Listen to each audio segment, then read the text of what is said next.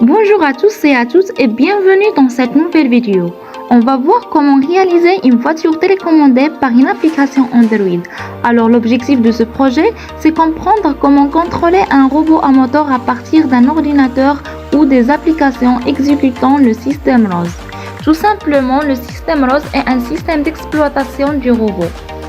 Il offre une variété de fonctionnalités telles que la gestion des périphériques, la communication entre les composants logiciels, la visualisation des données, la planification des mouvements.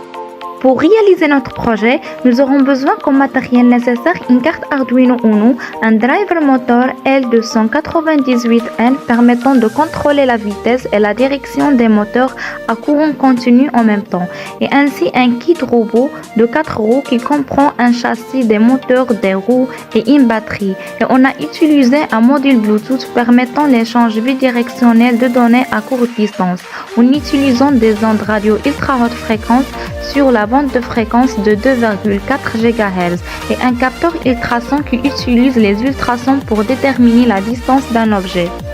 Ainsi un switch qui joue le rôle d'un interrupteur et évidemment nous aurons besoin des fils de connexion pour câbler notre montage. Alors pour mieux comprendre, passons à l'interface de la plateforme de Firebase. C'est une plateforme de développement d'applications mobiles proposée par Google. Elle offre une gamme de services back-end compris l'authentification des utilisateurs, la base de données en temps réel, le stockage de fichiers, etc. Alors pour afficher les données de notre projet, tout d'abord il faut créer un compte dans Firebase et ouvrir un nouveau projet, le nommer et le compléter par les composants du projet que vous souhaitez afficher leurs données. Dans notre cas, on a le capteur ultrason E6 qui désigne les commandes du moteur.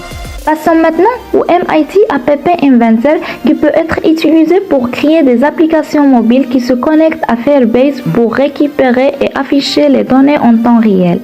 Avec les composants appropriés, les utilisateurs peuvent intégrer des fonctionnalités telles que l'authentification des utilisateurs, l'affichage de données à partir de Firebase, l'envoi de notifications via Firebase Cloud Messagerie, etc. Alors, comme vous le voyez, on a créé une application pour contrôler le robot. À gauche se trouve l'interface composée par des flèches de commande pour le moteur et tout en haut une image qui s'affiche en vert s'il n'y a pas d'obstacle et en rouge si le robot détecte l'obstacle. À droite se trouvent les blocs de l'application. Passons maintenant à Node-RED qui est un outil open source utilisé pour connecter des appareils, des API et des services en ligne d'une manière visuelle. Il permet de créer des flux en utilisant des nœuds préconstruits pour effectuer des actions telles que la récupération de données depuis des capteurs, l'envoi de notifications, l'intégration avec des bases de données, etc. Bref, Node-RED peut être utilisé pour créer des interfaces de contrôle pour les robots basés sur ROS.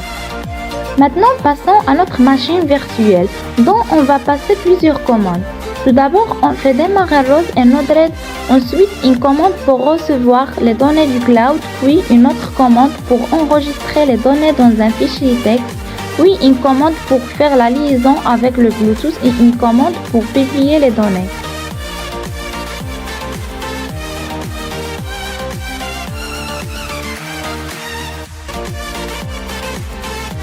Alors pour le montage, comme vous le voyez, elle est simple. On a commencé par la connexion du capteur ultrason avec l'Arduino, ensuite la connexion du switch avec l'Arduino. Il possède deux bornes, une borne connectée à une broche numérique de l'Arduino et l'autre borne à GND de l'Arduino, et finalement la connexion d'alimentation.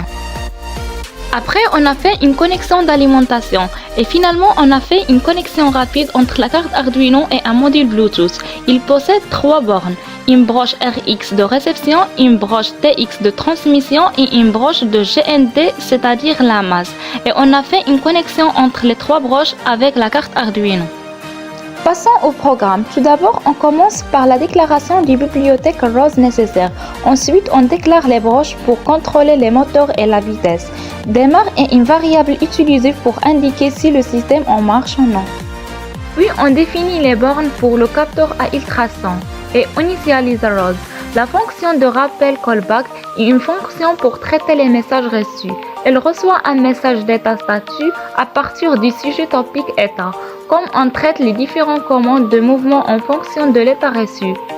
Pour Void Setup, on initialise le système ROS abonnement au sujet état et publication du sujet capteur.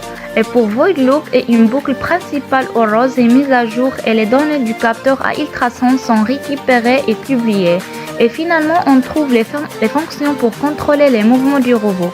Après la conception du projet, nous avons réussi à réaliser notre robot voiture à 4 roues. Alors maintenant, je vous laisse regarder la réalisation finale.